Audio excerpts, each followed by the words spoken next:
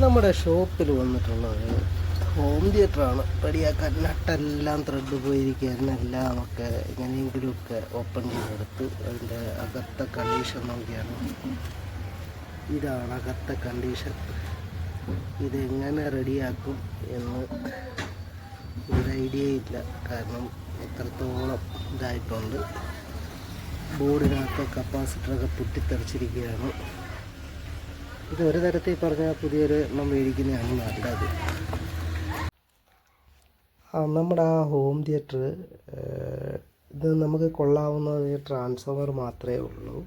അപ്പോൾ അത് വെച്ചിട്ട് നമ്മളൊരു 2.1 ആയിട്ട് ഇതിനെ നമ്മൾ കൺവേർട്ട് ചെയ്തിട്ടുണ്ട്.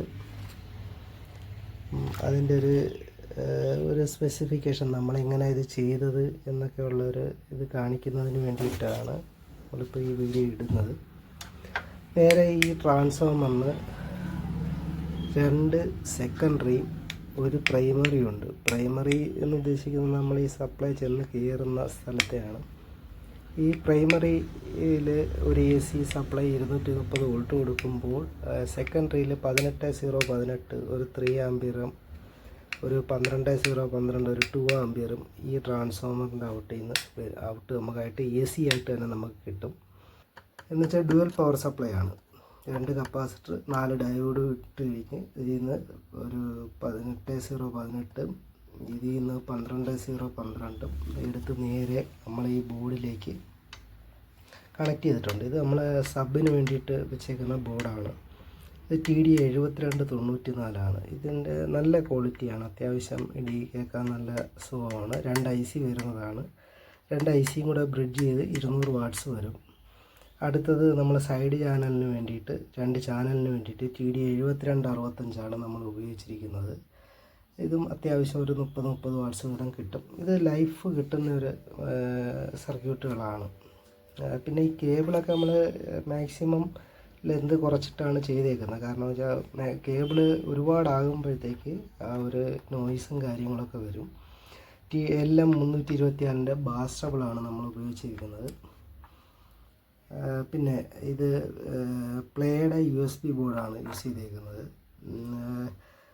ABയുടെ സബ് ഫിൽറ്ററാണ് യൂസ് ചെയ്തേക്കുന്നത്. ഇതിൻ്റെ ഒരു വർക്കിംഗ് ഫങ്ഷൻ പറഞ്ഞു തരാം.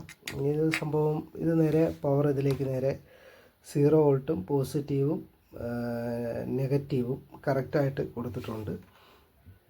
അപ്പോൾ നമുക്ക് ഇതിൻ്റെ അകത്ത് ഒരു ഇൻപുട്ട് ഉണ്ടാവും. ഇതിനകത്ത് 2 ഇൻപുട്ട് ഉണ്ടാവും, റൈറ്റും ലെഫ്റ്റും ഉണ്ടാവും. ആ റൈറ്റും ലെഫ്റ്റിലേക്ക് നേരെ USB ബോർഡിൻ്റെ ആഡിയോ ഔട്ട് നേരെ ബാസ്റ്റബിളിൽ കൊടുത്തിട്ട് അതിൻ്റെ അകത്ത് തന്നെ നമ്മൾ 2 കൺട്രോളർ വെച്ചിട്ടുണ്ട്, ബാസും ട്രബിളും അഡ്ജസ്റ്റ് ചെയ്യാൻ. ഇതിൻ്റെ ഔട്ട് നേരെ എടുത്ത് ഇവിടെ ഈ മെയിൻ വോളിയം കൺട്രോളിൽ കൊടുത്തിട്ട് അതിൻ്റെ ഔട്ട് എടുത്ത് ഈ TD7265 ഡബിൾ ചാനൽ ബോർഡിലേക്ക് കൊടുത്തിട്ടുണ്ട്. സബ് ഫിൽറ്ററിൻ്റെ ഒരു ഫങ്ഷൻ എന്ന് പറയുമ്പം നമ്മൾ ഇവിടുന്ന് ഒരു 12.012 ഡ്യുവൽ പവർ തന്നെ ഇതിലേക്ക് പോയേക്കുന്ന അതേ സെയിം പവർ തന്നെ നമ്മൾ നേരെ ഈ ABയുടെ സബ് ഫിൽറ്ററിലേക്ക് കൊടുത്തിട്ടുണ്ട്. അതിനകത്ത് ഇൻപുട്ടിലേക്ക് ഈ ബാസ്റ്റബിളിനകത്ത് വരുന്ന ഇൻപുട്ടിൽ നിന്ന് തന്നെ ഇതിലേക്ക് കൊടുത്തിട്ട് ഇതിൻ്റെ ഔട്ട് ഒരു എന്ന് വെച്ചാൽ മോണോ ചാനലാണ് സബിൻ്റെ ഔട്ട് വരുന്നത്.